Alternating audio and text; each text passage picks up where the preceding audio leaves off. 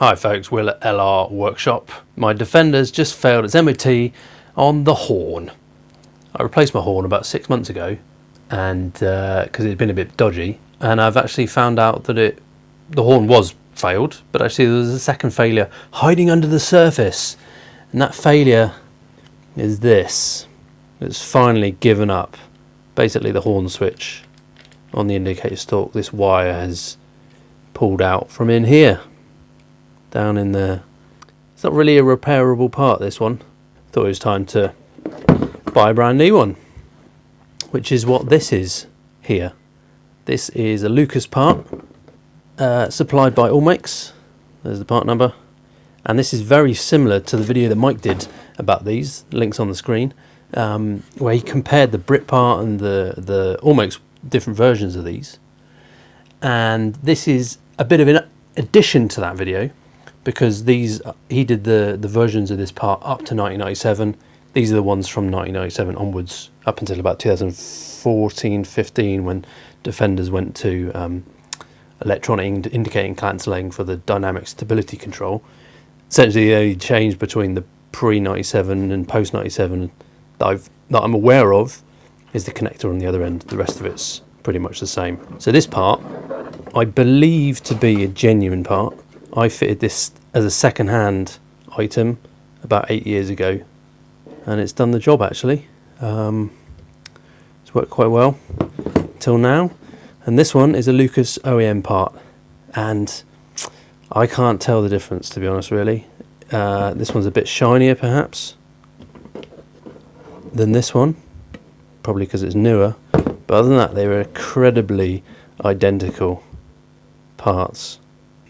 So this was about 37 quid, and the Britpart version is 22, so I don't think it's worth buying the cheaper version for the sake of 15 quid, and these things are probably going to last 10 to 15 years.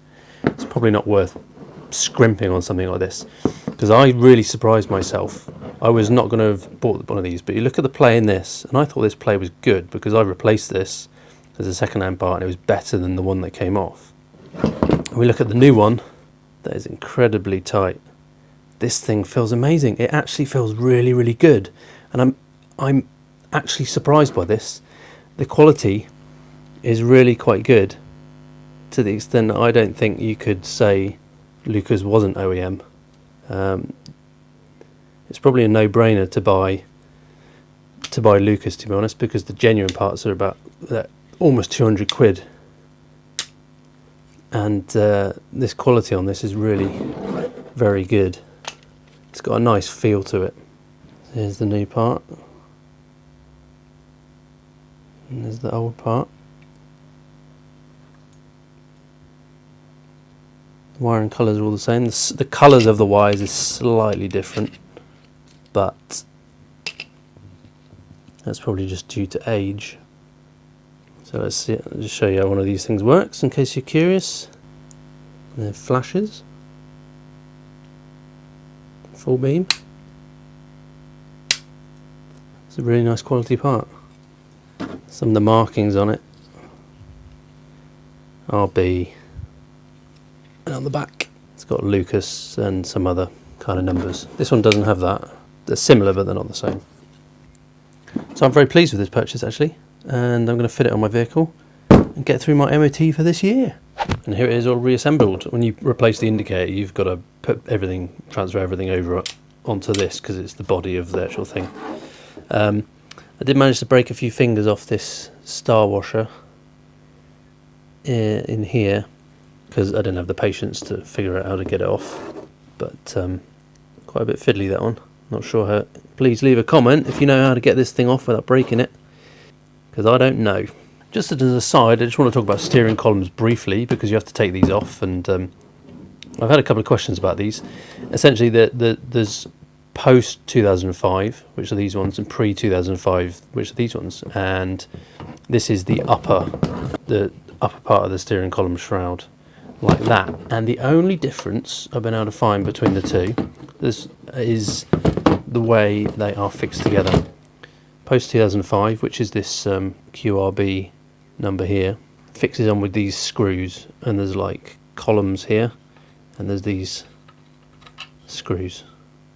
The before that you had these really long bolts and then kind of inserted captive nuts into the bottom.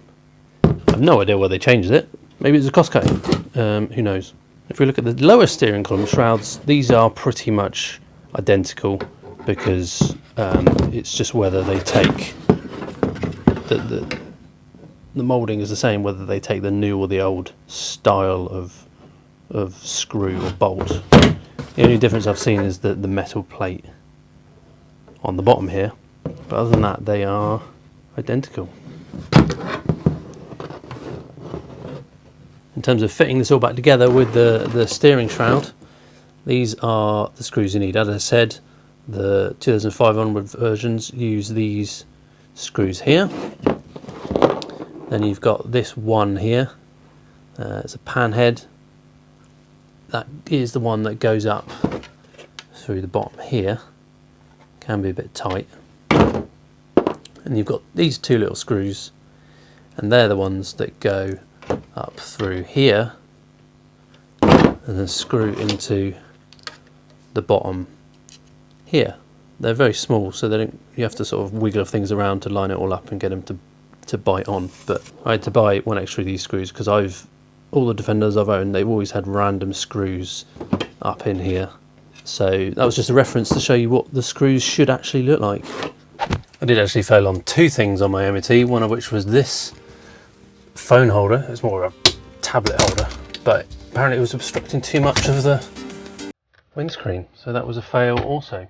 There's a notch in there, it's got to fit into here.